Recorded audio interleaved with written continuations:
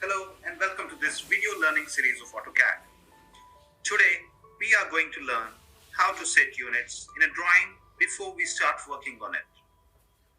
In the previous video, you learned to set units while starting a drawing by using the startup dialog box.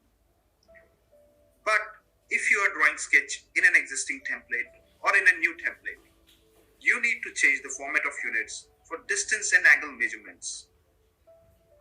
To do so, go to the menu bar.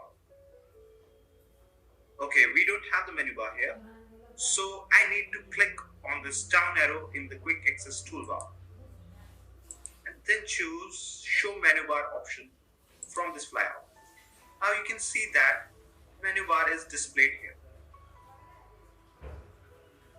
Now to set the units, I need to click on this format tab of menu bar and then choose units option from this flyout.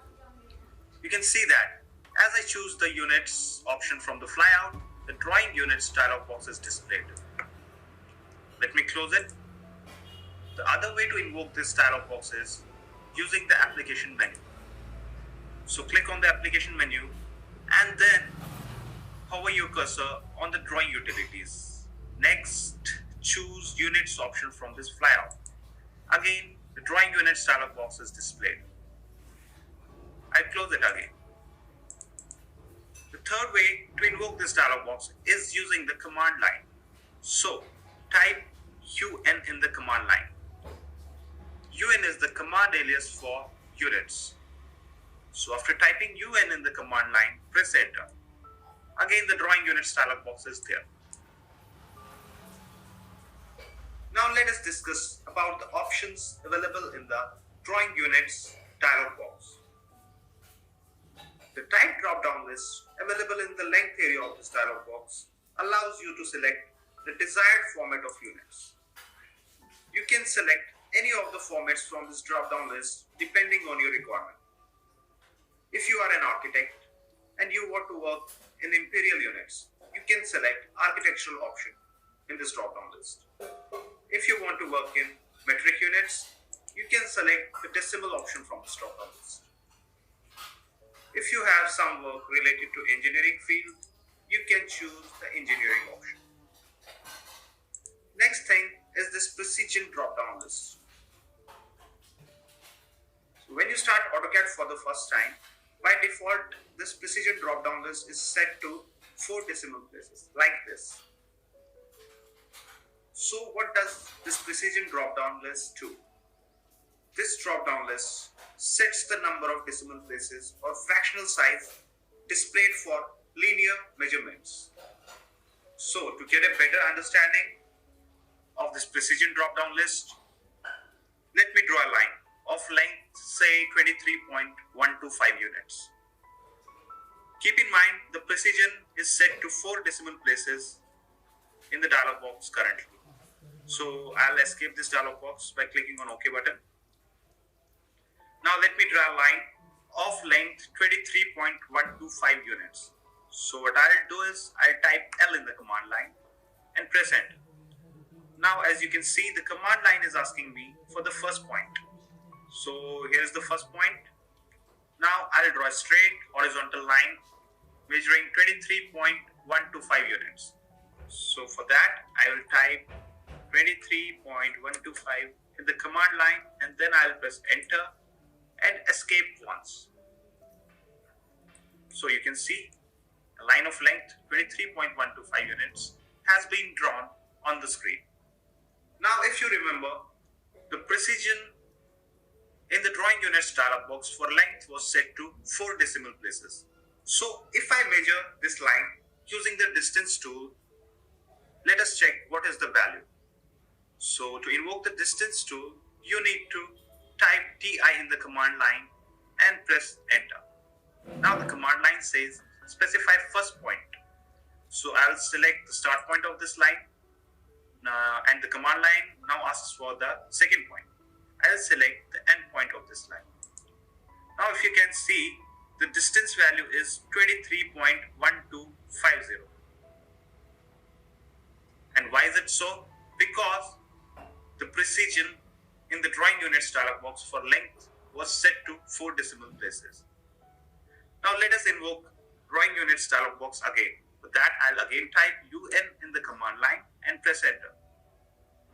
Let us change this precision to 2 decimal places and then choose OK from this dialog box. I'll again measure this line using the distance tool. So type DI in the command line and press enter. First point, this one. Second point, this one. Now you can see the distance value it is showing as 23.13. So AutoCAD has rounded off the value, the actual value, to 2 decimal places. The actual value was 23.125 units. So it rounded off that value to 23.13.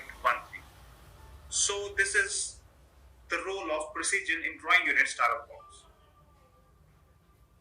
So let me invoke the drawing units dialog box again. UN, enter. Here is our dialog box. Next thing is this angle area. The type drop down list in this area is used to set the format for angle measurement. You can select any of the options from this drop down list depending on your requirements. Different individuals might require to select different formats from this drop down based on their requirements. The very commonly used format for angle measurement is decimal degrees, so I'll choose this. Again, we can set the precision for angle measurement using the precision drop down list, very similar to the precision drop down list available in the length area. You can see that the clockwise checkbox is not selected here. A very important thing before we proceed further, in AutoCAD, the angles are measured from the positive x-axis. I mean to say, the positive x-axis is taken as reference for angle measurements. If I choose this direction button, the direction control dialog box appears. And here in the base angle area, the east radio button is selected.